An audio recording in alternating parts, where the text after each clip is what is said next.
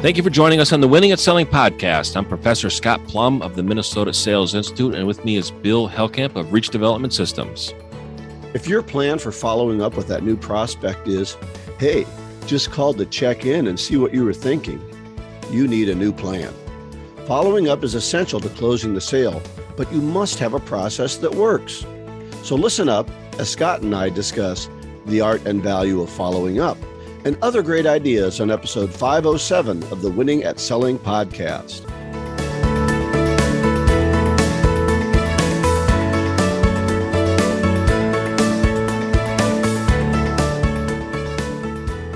Hey, man, I'm just touching base. Yeah, just calling to see how it's going. Yeah. I was in the area, thought I'd drop by. That doesn't happen very often anymore because we're not in the area. No, I was just sitting at my desk in my gym, and I thought I'd call you.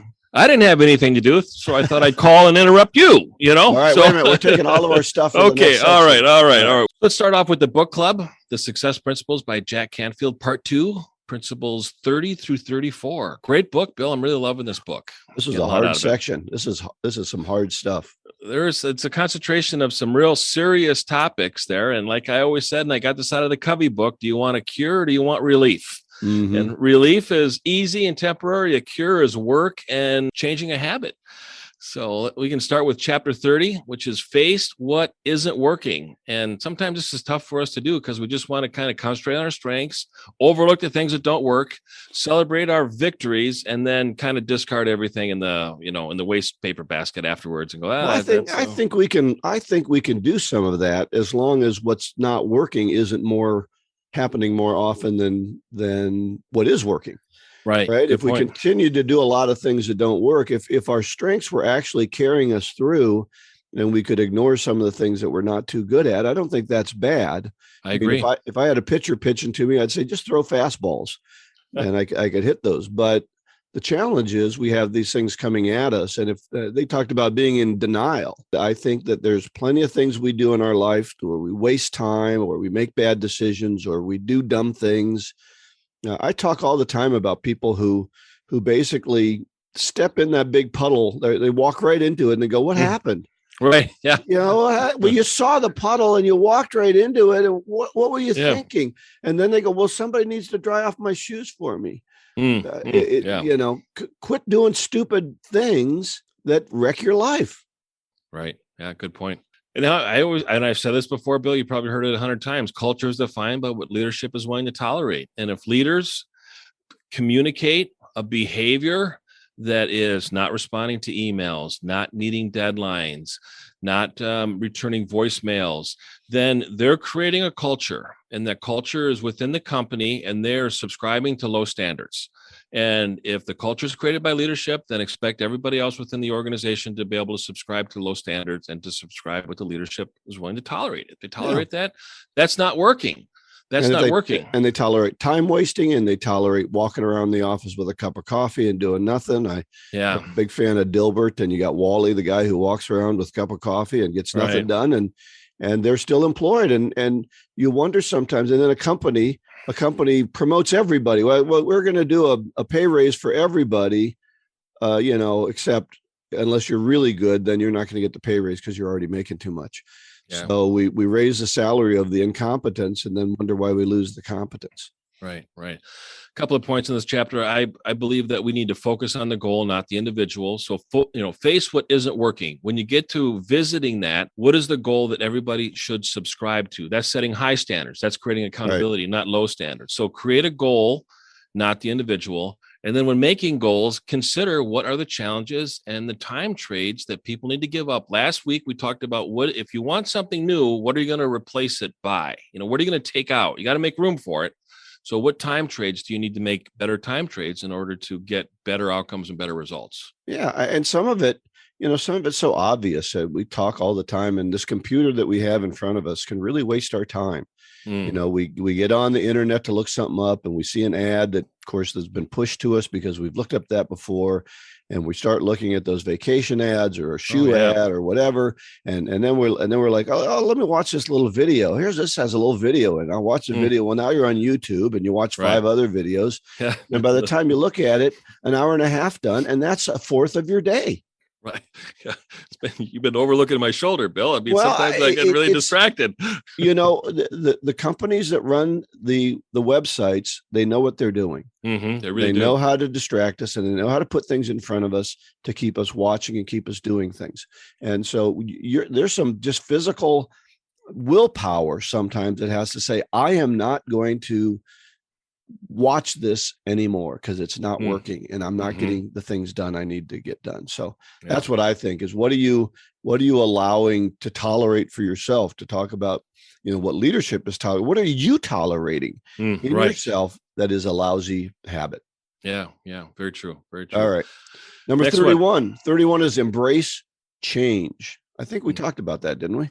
Yeah, that's exactly what we did last session. We're a little off. We should have waited until this week. We would have looked like we knew what we were doing. This is reinforcement. This is giving reinforcement to a good topic from a different direction. And there is a different direction here. Yeah. So that's the next step, right? So in the last chapter, we looked at what's holding you back. Right. This one is, what are you going to do about it? Yeah. And can you force yourself bodily to do something different that's more productive than those non-productive things that you were doing? And getting a new habit is hard. And I'll take that to the next step. Can you do it? And I'll ask you, will you do it? Because there's a difference between can and will. And there's a lot of salespeople that can. In fact, most of them can. And if you can't, you gotta figure out how you can, and then will you? So it's really the knowledge and it's the application. If you don't know, then learn, and now you know, so now you have to do. Well, and the real challenge is that our bad habits are so comfortable. There's so much, I talk about, if I ever want to hit a golf ball straight, I'm going to have to, have an uncomfortable swing for a while until it becomes comfortable. So making that new habit, you've got to realize it's going to feel uncomfortable. It's going to feel awkward. It's going to feel different. That's what change is all about. If change was easy, everyone would do it and everyone would be successful.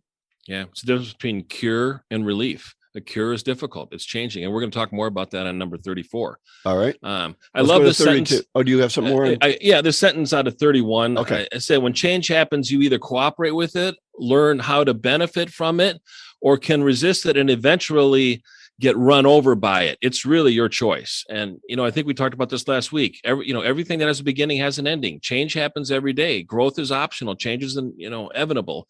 So we really need to be able to cooperate with change and work with it and leverage it as much as possible. So I really love that line out of the chapter. Next one, chapter 32, transform your inner critic until your inner coach. You hated this one. This was a long chapter. It was a long chapter, it was 10 pages. So I know Scott, I was thinking as I was reading it, Scott is challenged by the length of this chapter. He likes those 3 pages. It's shorter than the book, and the book is written, what to say when you talk to yourself. And in that book, it says 85% of your talk, your self-talk is negative. Here, they think they give 82%. So it's a little different percentage. So I don't know, what studies were done on that, but that's high. And you need to really be conscious about your thoughts and your intentions in your responses is really going to work on that inner critic. And I think we talked about this a little bit last week when we were talking about change as well. I recognize the inner critic, but I think that for me, I can't just change the voice inside. I have to say things outward. I have to vocalize them. So I think that it's important. I think this is a big part where your affirmations can come in to help you. And you say those affirmations. Again, I can't say that affirmation quietly to myself. I've got to, scream it and yell it and put some energy into it. I've got to put some emotion into this change that I want to make, this new me that I want to create. And I can't do that by just kind of thinking passively. So changing and controlling those thoughts, I think, starts with the outward, the voice, because then you hear it again as well. And also writing things out. When you write something out, you're showing your brain what you wrote out, and you cannot disagree with your truth. Your truth, you wrote it out. Just like a shopping list. You create a shopping list, you walk out the door, you leave it on the dryer, and all of a sudden you go to the store and it's like, where's my shopping list? Oh boy, but you can remember it. But you can remember because you wrote it. Yeah, exactly. Yep. One thing that I always think about when something bad happens, I always say, dear Lord, what am I to learn from this?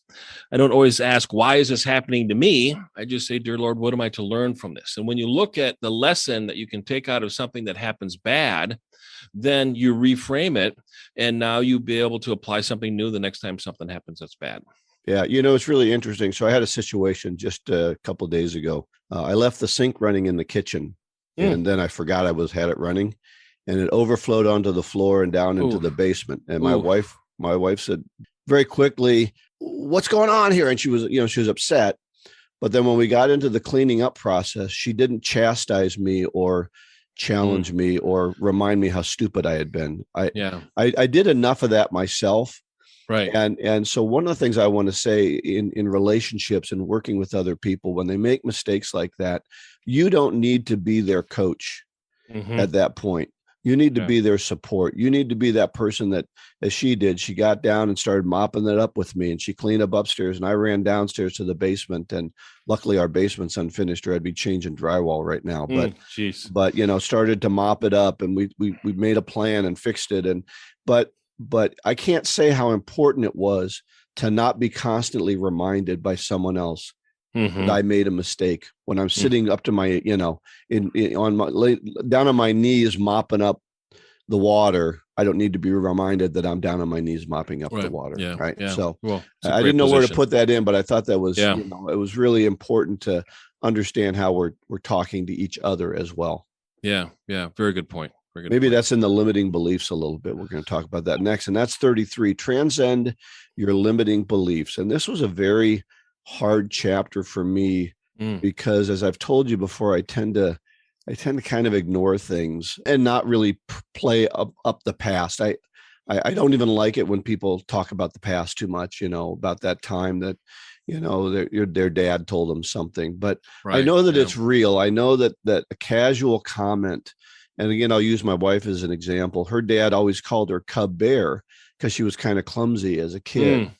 And it was a term of endearment from him, but she always thought it meant that she could never be good at sports. And so we take those things and we do internalize them, unfortunately. So there are those things that we have in our brain. I know that's a big part of things that you believe in. So I'll let you talk about that a little bit. Yeah. I concentrate probably more than other folks when it comes to developing a sales team and really working on some of the conceptual barriers that people have that they are not really aware of. And those subconscious beliefs have a direct impact on their behavior. And there's one belief, and I'll just say, it's not polite to talk to strangers. Okay, you take that as a salesperson, it ain't going to work. I mean, another one is it's not polite to talk about money. Well, if you do that, you're going to be, submitting a lot of quotes and proposals and getting the money objection.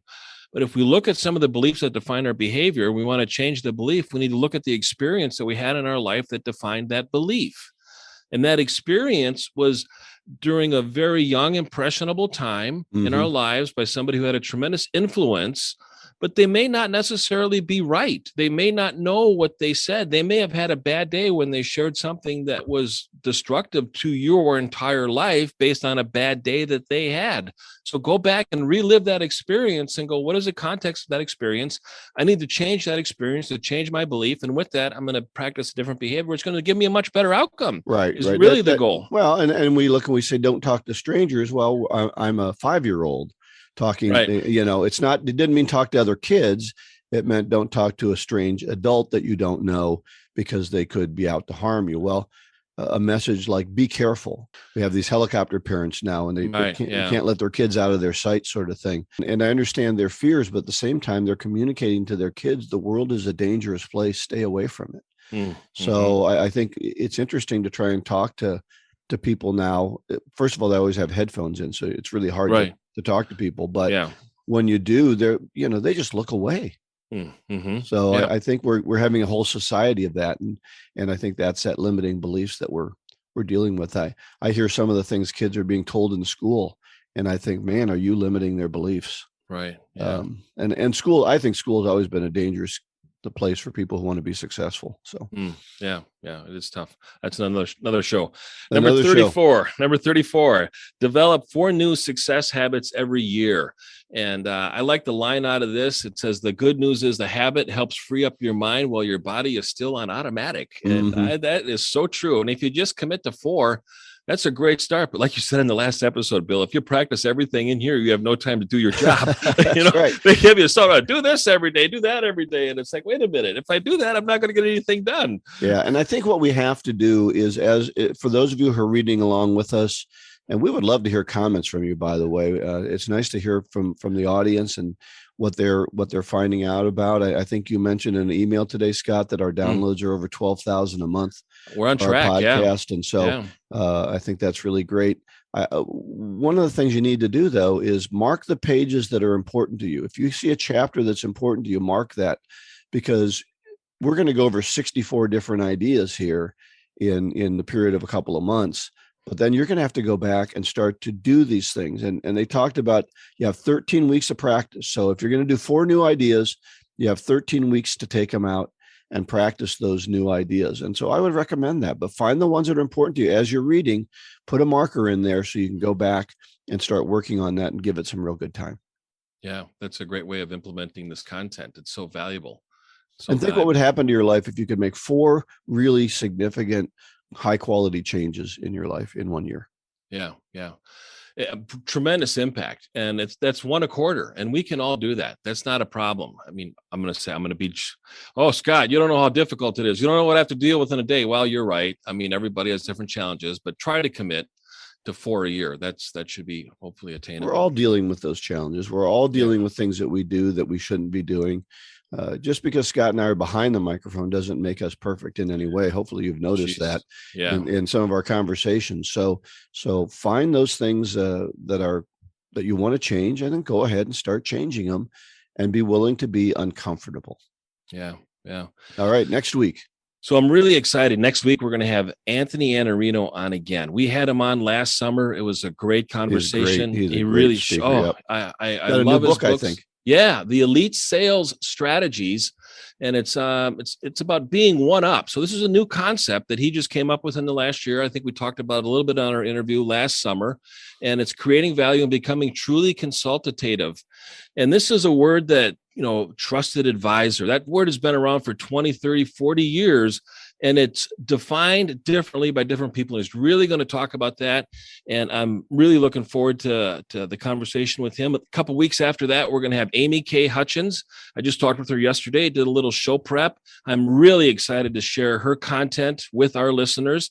Another fabulous author, speaker, trainer, and she's going to relate a lot of content to salespeople. So no book club next week. Right. And for those of you, just the philosophy of our show, Bill and I, we have a philosophy. We go out and seek our guests. I get emails constantly, people that want to be on the show. They always want to be on the show. And I look at them and I screen them. I'm going, I'm not sure I agree with that concept. And I want to be really consistent with the concept that Bill and I are sharing with you in today's marketplace. And we invite authors, speakers, and trainers to come on the show, because we think that they are a reflection of the philosophy that Bill and I practice. Is that a safe assessment, Bill? Do you agree with that? Yeah, I think we have to make sure I don't think we have to agree with them 100%, but they can't be way off kilter from us, because we want to learn from them as well. So exactly. And we always do, because we're imperfect. So all right, great. This segment is being brought to you by The Art of Prospecting, your guide to get in the door by Steve Kloida. I'm Ron Lehman, and I want to tell you about one of the best sales books I've ever read. The Art of Prospecting, your guide to get in the door, gives you the tools and techniques to fill your pipeline and achieve more sales success. The author is Steve Kloida, known as the prospecting expert, and this book proves it. So if you want to learn from the master, get The Art of Prospecting, your guide to get in the door. It's available at theprospectingexpert.com. Just click on the Buy Book button. All right. Well, we spent a lot of time on that book, so I don't know if we'll have much time for the art and value of following up, but let's see what we can do. And as I said in the opener, most salespeople do a terrible job of following up. Really? Both with prospects and with their current customers. So we want to talk about both of these types of clients because they need to hear from you on a regular basis, but they need to hear a different value-based message. So calling up and saying, just checking in or just calling to see how it's going, that's not a value. So let's start first with prospects and following up with prospects. So, hey, I was just checking in. It's pretty useless. You got to have a reason for calling them and a plan for the follow-up process. It shouldn't be random. Oh, yeah, I ran into his name again, so I'll call him. Oh, yeah, I should call Mary because I haven't called in a while. Some of the stats are pretty interesting on this. They claim that 80%. So and we're going to have these sales stats linked on our show page. But they claim that 80% of sales require 5 follow-up calls. And 44% of salespeople quit after 1 call. And 94% have given up after 4 calls. So let's just talk about some of the things that Scott and I would advise you to do in whatever your follow-up process is. My first one is make sure that you discuss how and when you will follow up with your prospects. Set goals with your prospects, or how do you want me to follow up with you so that they know what's coming and you know what's coming. And then follow up when you say you would. Mm-hmm. Those are my first 2. How about you? Yeah, I totally agree. I think when you are presenting to a prospect, you're having a conversation with the prospect, you're having a step in the sales cycle with the prospect. Every time that you end a step, I think a great question is, so, where do you see this going from here? What do you see as the next step? And to be able to get agreement to the next step. And sometimes the next step is to proceed, and sometimes it's not. Sometimes there's a clear future where something's going on. And sometimes, there's a lesson that you can learn at the same time. And sometimes, there's, not a fit. So when you really find out what is the next step, ask the next step, and then ask, when do you think you'll be able to complete the next step? And then ask them, do you want to call me or should I call you after that next step is being completed? So when you set a promise, it's really important to make promises, follow up on promises, because that builds credibility and confidence that the prospect has in the salesperson. Most salespeople sell services. A service is a promise. The confidence and credibility the prospect has in the salesperson is the salesperson following up on promises. When you follow up on promises, you have confidence and credibility built and established. That delivers value. Prospects buy value because they want to know if they can trust you. I think too often we also think a follow-up is just another phone call or a letter or something, that we've dropped the whole thing into the client's lap and waiting for them to make a decision. And a sales process might mean that you have 3 or 4 or 5 or 10 meetings, depending upon how many you need to include everybody who's in the decision-making process. And too often we end up in follow-up because we don't control what the follow-up should be. And we end up with this phone call, just checking in sort of thing. We need to know, what are the reasons why we're not moving forward with this right away? Is there some other people that need to be involved? Are there a couple of sticking points? And then we build the follow-up process around solving those issues rather than just, oh, okay, well, I'll let you think about it. Yeah, I'm going to think about it means there's something to think about. You better know what they're thinking about and what they're considering, what they're looking at for next steps internally, so you can help guide that process. And then if you call back, you might have the opportunity to say, Charlie, one of the issues you mentioned was the delivery schedule. Let's talk more about your concerns. Gives you a value-based reason to recontact them. Yeah. Or why is that important? Or what do you like now about your delivery schedule? If we could improve the delivery schedule, what would it be? Yep. And find out if there's different ways for you to contribute value. Sometimes different doesn't mean it's more valuable. It just means that it's different. And there's a lot of concentration on different, but is different always better? And that's something that we don't know. Let me ask you kind of a sidebar question, Bill. Is a lot of salespeople get into conversations with prospects, and prospects ask them a question that the salesperson doesn't know the answer to. What is your? I think you should lie to them as much. I would lie. I would make it up. I would make it up, and then try to figure out how we're gonna make that hide that later. No, I would not make it up. I'm sorry. Okay. Yeah. He's kidding. I don't think there's any reason why we should be the shall answer man. We don't have to know everything about our product. I love not having something that I can answer, because then I can go back and talk to the experts and have another reason to come back and have another meeting with them. Yeah. I do prescribe to the method that the reason to have a meeting is to have another meeting. So I want to see how often I can get in there. And when I become somebody they're used to having around, then it's easier to trust me and make a deal with me. So I would say that I want to have some questions I can't answer. I don't try to manufacture that, but I do have some things I want to go back and look up or do some research and come back and let's talk about these things. So I think that's a good process. I really think it is too, and I think the salesperson is in a great position to really understand why is that important. Why are you asking me that question now? Why didn't you wait to ask it later? Why didn't you ask it before? But why are you asking me that now? And when you find that out, you really find out what's most important to them.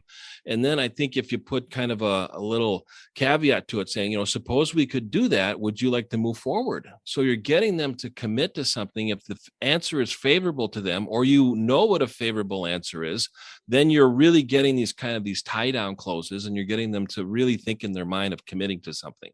Yeah. Anytime they've asked you to go do something, or you have to go do something, or you have to solve a problem of some kind, if I can solve that for you, is that enough for us to move forward? Is a great question. If they say no, then you got to wonder why you're solving the problem. Exactly. Right. It's if so they true. Say, then is it really a problem? Because it's not enough to move us forward. It's not enough of a sticking point.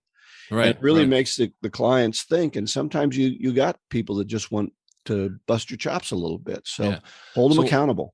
When salespeople are going into meetings, just on your notepad, write down if then. And these are if then statements. So if we're able to do that, then would you like to proceed? And really get into that context of always finding out if we can do it, is that enough of a commitment for us to move forward to the next step? So, all right, let's talk about some of the methods that we can use to follow up. Obviously, don't use one method. You can use email, phone, text, letter.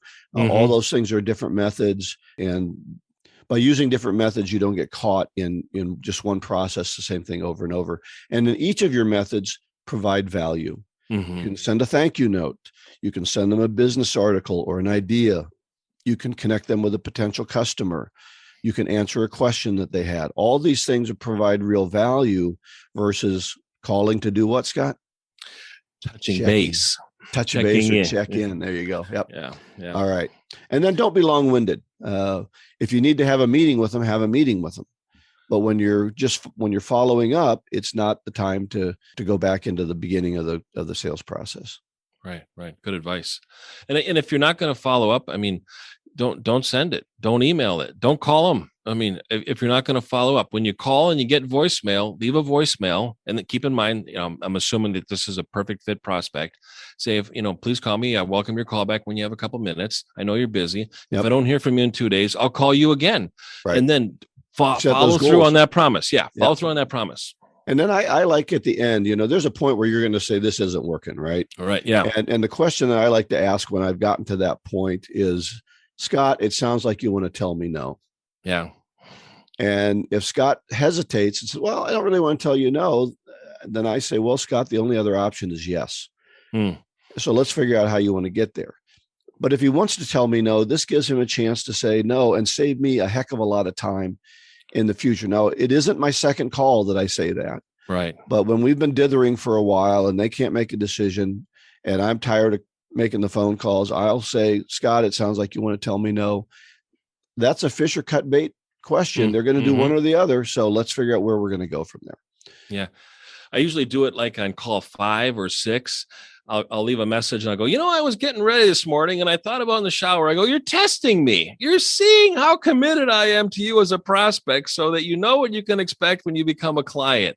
And you're testing me to see if I follow through on everything I say I'm going to do. And I'm going to keep calling you until you commit and say yes to me. And I'd call him 2 or 3 more times. And I say, I got to get the feeling that maybe you've switched companies. You're no longer in this department. You're not in charge of this project. So I'm going to try to find out who's in charge and I'm going to call somebody else and see where I can go from there. And if I'm wrong, call me by the end of the day. Otherwise, I'm going to try to find another person that's involved with this project. And they might call you back. Now, keep in mind, they might be a little hot. So you got to say, well, that wasn't my intent to upset you. My intent was really to move forward because in previous conversations, I thought we covered enough that you found this to be important. Yeah. And I want to be able to follow through on my commitment to you to focus on what's most important to you. And that's why I'm being so persistent. So I apologize if I upset you, but my goal was to really demonstrate my commitment to you. You got to challenge them sometimes. Sometimes you got somebody who just couldn't make a decision with both hands attached to there or something. Yeah. So anyway, okay, let's talk about current customers, because I think this is where we fall down a lot of salespeople too. We like to go on to the next project. So we get this customer, we get them started, we turn them over to customer service or the service department, and we focus on hunting for the next prospect, man. And I don't have any doubt that we need to stay focused on the future, but there is no limit to the value of a satisfied customer. And they keep buying. And by the way, Scott and I disagree on this a little bit. You're in the wrong company if their future sales aren't part of your compensation plan, because too often, it's like, well, you brought this big customer in, but now we're going to turn them over to service and they get all the new sales for it. Hey, the hard part's bringing the customer in, not customer service. So anyway, that's off track. But they are one of your best sources of new clients. If things are going well, they know people in the industry that you should be talking to. So you got to stay locked into these customers. And I don't think professional sales people always do that. They just want to go on to the new process, or they don't know how to follow up. So some of the things I think about for following up with these contacts, and then you can chime in with some of yours, thank you notes, birthday cards, those sorts of things. They're just ways to say, I appreciate you. I'm glad we're doing business with you. Small gifts, recognize what their hobby or sport is. Look at their office as you're in there. And if they collect model cars, you can buy them a little model car for $20. If they collect, I collect bobbleheads. Look at my bobbleheads behind me. I always appreciate a bobblehead. I think that's fun. So it says, I've learned a little bit about you and I'm sending you something that not, $80, $90, but it's just a small value that I think you'll enjoy. What do you think of some ways the reasons to keep in touch with these people? When I am on site and I'm visiting a prospect or a client or a customer, I always like to look at their bookcase. I gravitate because I really want to find out what they're reading. I want to find out who has influence in their decisions. And I can usually tell that by the authors. So you ask that question too. Who are you reading? Yeah, I do that frequently with our guests. I always say, I'm kind of curious, what books are you reading? And that's one of the things that Amy K and I talked about yesterday. So we're going to hear her answer when we interview her in May. But I look at sometimes their personal reading list. At one time I visited a client, I found out who a big author was that they were following. And when I found out that author had a new book coming out, I went on Amazon, I ordered the book, I had it shipped to the customer, and it showed up the next day or 2 days later. And when I knew it was being delivered, I sent them an email and I said, I just want to let you know that I ordered this book for you. I don't know if you purchased it or not, but if you already have it, you probably want to be able to give it to a friend of yours because you really like this author. Right. Man, did that stand out. Yeah. I mean, that was really, and what did it cost me? Less than $20 to do that. Yep. That was really inexpensive. And it says, I'm committed to you, right? I'm listening. I want to support what's important to you in your personal and professional lives. And that was an easy thing for me to do. Let me just add one more note on, when you can celebrate somebody's, birthday cards. You mentioned that earlier. You can go on, in most states, you can go on whatever the entity is where a business makes a filing. In Minnesota, it's called the Secretary of State. You can find out the date that business incorporated. And I love this. When I look at a prospect and I see when their business started, I send them a congratulations on the anniversary of when their business filed with the Secretary of State. Another anniversary. Not very crowded in that space, folks. You're going to stand out when you recognize a business on another year of success, pretty much, because they're still around. I'll tell you another way to stand out is give them a referral. Yeah. I'm always listening. I'm a networker, and I'm always listening for my customers and for people who then can do business with them. And I want to find out who does something similar and how I can get a referral into any one of my customers so that they have just an opportunity for business. You don't know how much that can mean to them. Really and it says, I'm thinking about you all the time. Yeah. Another big one that I like to do is an annual assessment meeting. It can just be lunch or a cup of coffee, or it can be a formal thing sitting down with 4 or 5 people. But I think it's important to every year sit down with that client and say, how are things going? What can we do better? Where could we be better? And where could you do more business with us? It's a great way to grow that business. Well, let me go with a couple more. Some that are obvious. Some kind of a reward. People like sports. So do you have tickets to a game that you can take them to, or give them tickets to a game? Do you want to go out golfing sometime? Play tennis, whatever it is. If there's something you have in common that you can do, that's always good. Taking them to lunch is always a nice reward. People like to go out to lunch and not have to pay the bill. So that's good. And then another big one is, can you bring them in to advise your company? If you have any kind of an advisory board or advisory team, if you've got somebody that's been a long-term customer of yours and used a variety of different products, it really says you're important to us if you bring them on to advise your company, and now they feel they're part of you. Mm-hmm. Boy, is it tough to separate them once they're on your advisory board. They'll do business with you forever. So think about some of these ideas on ways to keep those customers coming back and show them how important they are to you. Yeah, I want to go back to something that you said earlier, Bill, about as salespeople, we want to go on to the next customer. Unfortunately, there are some salespeople that don't want to go on to the next customer. They want to build their existing customer base, and they want to focus on their existing customer base like they're an account manager and not a sales rep. And I just want to, add that a sales rep is somebody that goes out and gets the business. An account manager is somebody that manages existing business. And if your job as a salesperson, you have to go out and get new customers. So know when the transition point is, when you hand a customer off to account management and now you go out and get a new one. And also work with existing customers to be able to expand some of the products that you sell to them. And sometimes that's a sales rep's job, and sometimes that's account manager's job. But if you dull your sales skills by focus on your existing customers and not working on bringing new customers in, you will stall out when it comes to sales. The company will not be generating new revenue, and eventually a change is going to occur. And that might be outside of your control, but you can control the time trades that you make while you're a sales rep, and your job is to go out and get new customers. And that's why Scott doesn't want to pay salespeople for new sales from old customers. I want to pay them a smaller commission on renewals than getting new ones. So in one client, it's 8 times the revenue or commission when you get a new customer than when you sell. Yeah, I don't think they're the same over time. I think maybe for the first year you get full commission on. Totally agree. Then it changes over time. But I think you should get commission on them forever because you brought them to the company, and that was the hard work. So he's shaking his head at me. Not really.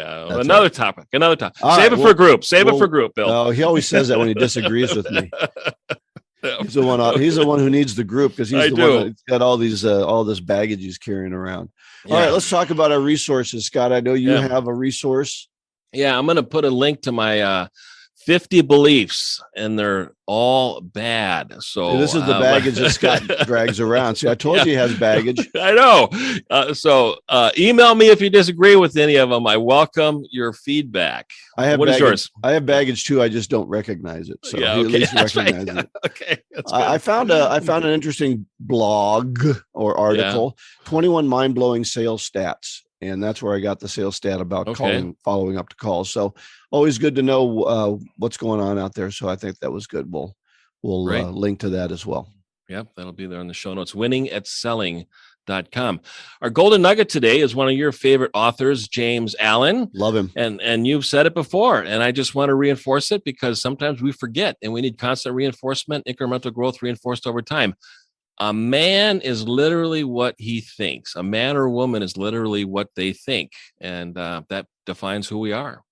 Yeah. Talking about change, he also has a great quote that I just love. Men want to change their circumstances, but are unwilling to change themselves.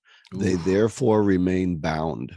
Wow. And that's what we do because we are what we think, as Scott said in this quote. And we're going to be bound by our thinking. And until you explode your thinking and you can think like people who are where you want to be, you will not get there. You have to think like, if you want to be wealthy, you have to think like a wealthy person. If you want to be successful, you have to think and act like a wealthy person. And that's what James Allen, if you haven't read As a Man Thinketh, I would recommend reading that. And that one is one you can do a page at a time, Scott, and have a great conversation. Concentrated. Yeah. Oh my gosh. I'll read a page and I'll go, oh, I didn't even get it. I have to go back and read that. So that's a great book. All right. For all the information we've talked about today, all the links, go to winningatselling.com. All the information is there in the show notes. And please contact us. Send us a question. We would like to do a question show again. That would be fun. Yeah. Answer audience questions. Maybe I'll look at some of the notes we've gotten and see if we could do that again pretty soon. And then what else we got coming up? Next week, Anthony Iannarino. Again, no book club. So we'll have a great conversation with Anthony about his latest book and some of the changes that he has seen in the marketplace and how salespeople need to adapt in order to stay ahead. Go out and get better, one skill at a time. Joyful selling.